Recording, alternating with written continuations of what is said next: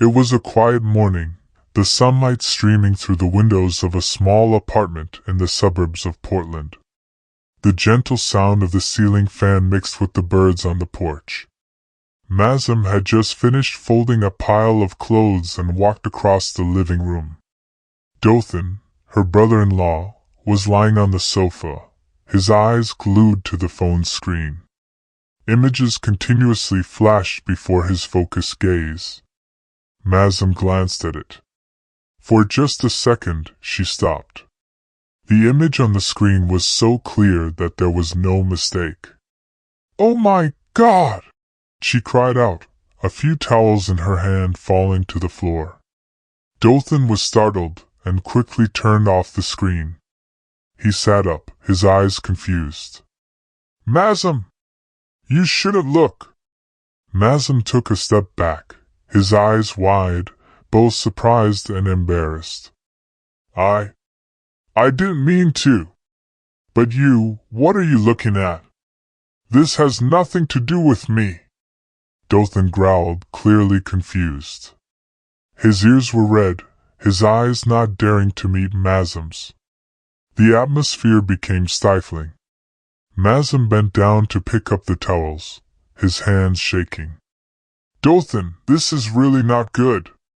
I don't understand anything." Dothan interrupted, his voice louder than usual. He stood up, walked past her, and quickly headed for the stairs. Mazam stood there, motionless. The image on Dothan's phone screen was imprinted in her mind. Her hands clenched the towels, and she felt the fresh morning air now heavy as lead. Dothan's footsteps disappeared on the stairs. But the haunting feeling still filled the room. That afternoon, the air in the apartment was still stifling. Mazam was cleaning the kitchen, trying to calm her mood. The doorbell suddenly rang. She opened the door, and in front of her was Madison, Dothan's ex-girlfriend. She stood there, her eyes sharp, her hair tied back, her black leather jacket shining. "Madison?"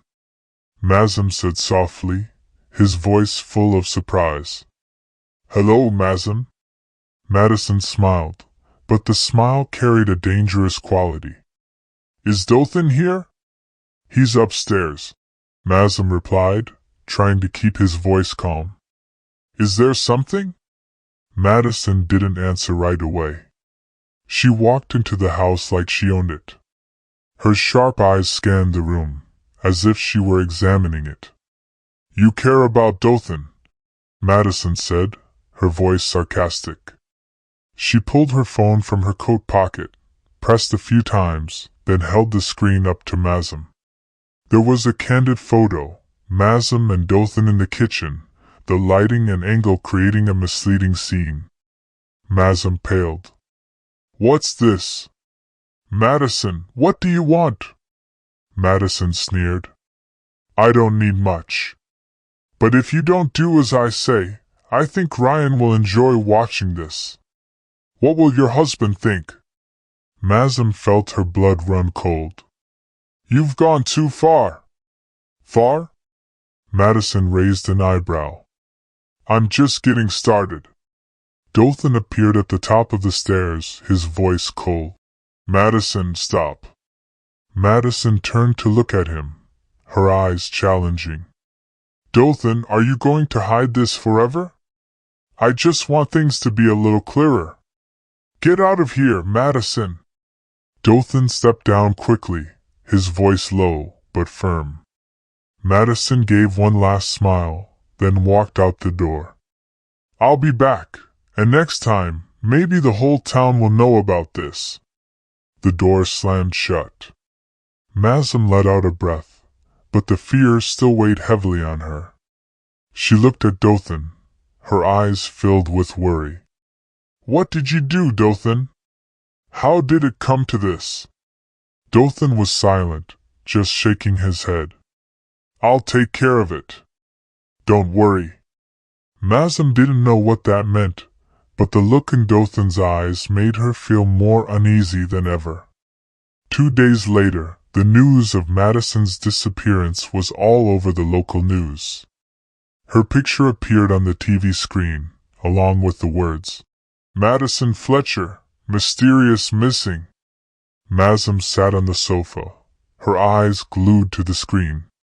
Her hands shook as the news anchor said, "Madison was last seen in the Portland suburbs on Tuesday afternoon. Anyone with information is asked to contact the authorities." Footsteps echoed from the hallway. Dothan entered, his hoodie pulled down over his head, his gaze heavy. "Are you okay?" he asked, his voice low. Mazam looked at him, her heart filled with fear. "Dothan, do you know what happened?" Dothan sat down across from her, his hands clasped together. "What are you thinking, Mazam? You know what kind of person Madison is. Dothan, she's missing. And the last time I saw her was here. What did you do?" Dothan frowned, his eyes turning cold. "Mazam, you think I did something to Madison? It's funny. She's the one causing trouble, not you." But his eyes couldn't hide his uneasiness. Mazam sensed something was wrong. "Dothan, I need the truth. You can't let me live with this feeling." He stood up and shouted, "That's enough. You don't need to interfere. I said I'll take care of it." Mazam was startled, his eyes opened wide. The air in the room seemed choked with tension. Both fell into silence. Dothan turned and walked away, leaving Mazam with a series of questions in her head. That night, sitting alone in the kitchen, Mazam tried to piece together the events that had happened. From the morning she saw Dothan with the phone, to Madison's appearance, and now the news of the disappearance. Everything seemed to connect, but the answer was still beyond her reach. She looked out the window. The darkness outside seemed to cover everything. An invisible fear crept into her heart. What really happened to Madison? The next morning, Mazam was sitting in the kitchen, staring out the window. The sound of Ruzi's car outside interrupted her thoughts. Mazam stood up, fixed her hair, and tried to calm down. Ruzi walked in, his face showing the tension.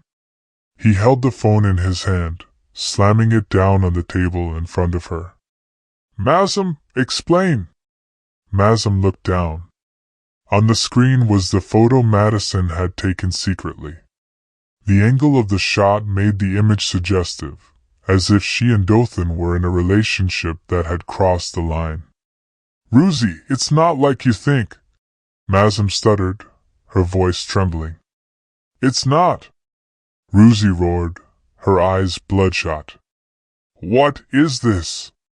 Mazam, I trusted you. I trusted you more than anyone. And this is how you treat me?" Mazam fell silent.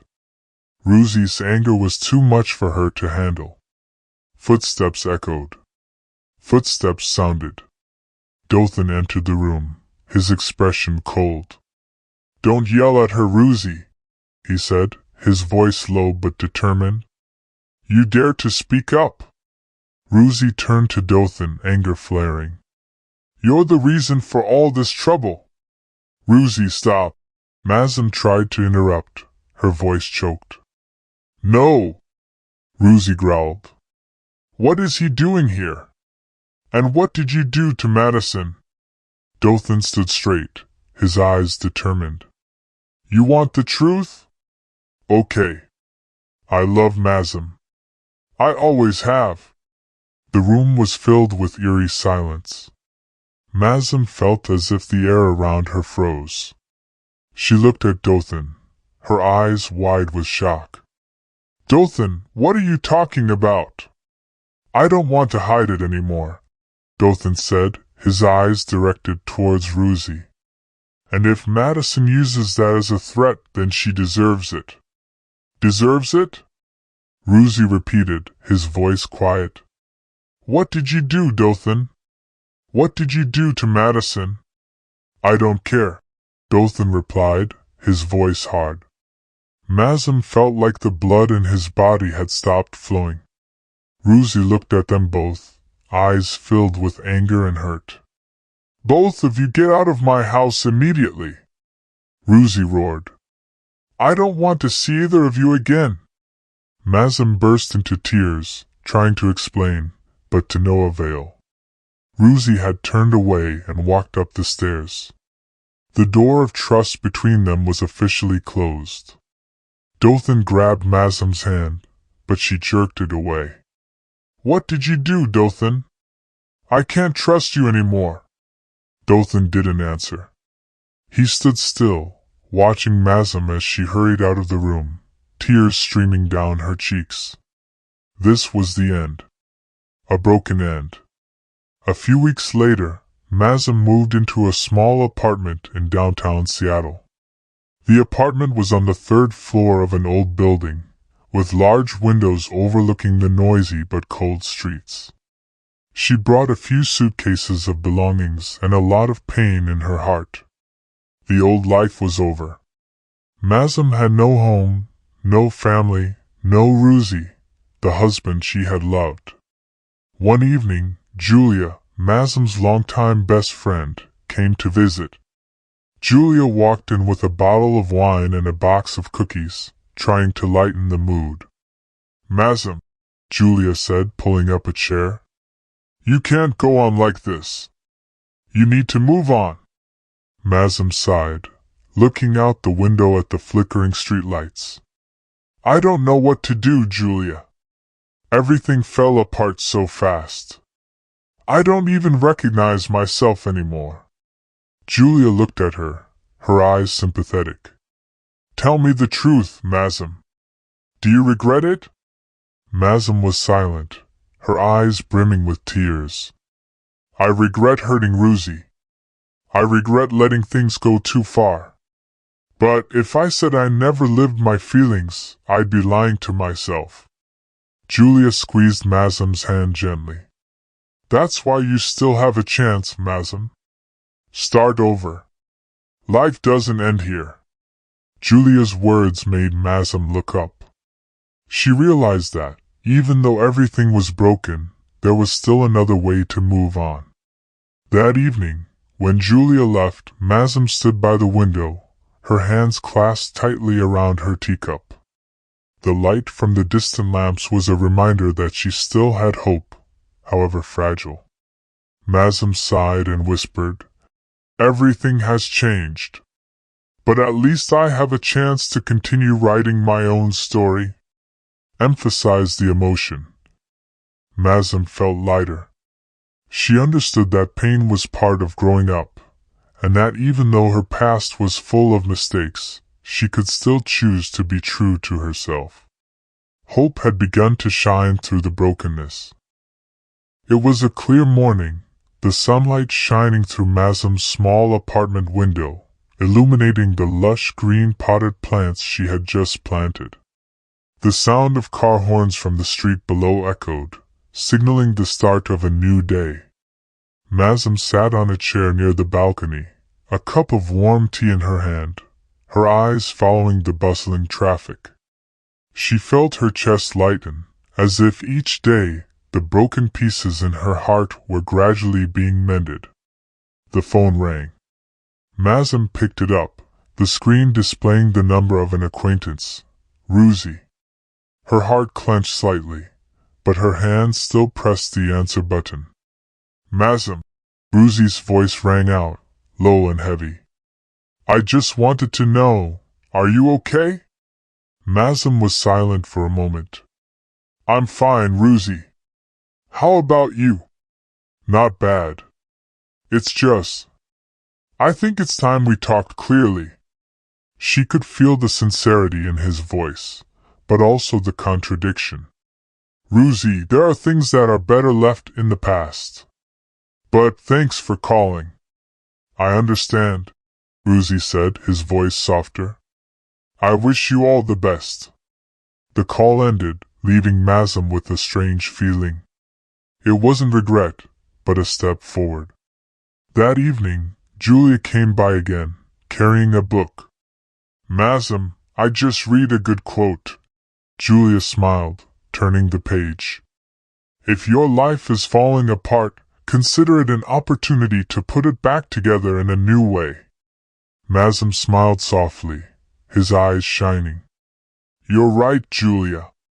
Maybe this is my chance to live the life I really want.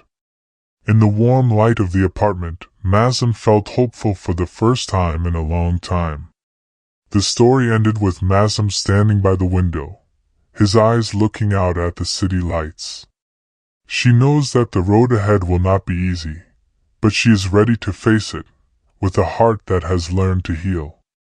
Open ending. Mazam no longer clings to the past, but accepts it as part of the journey of growing up. Although the future is uncertain, she knows that she can move forward stronger, freer. Congratulations on watching the whole video. Please give a like button and a comment to watch the next video.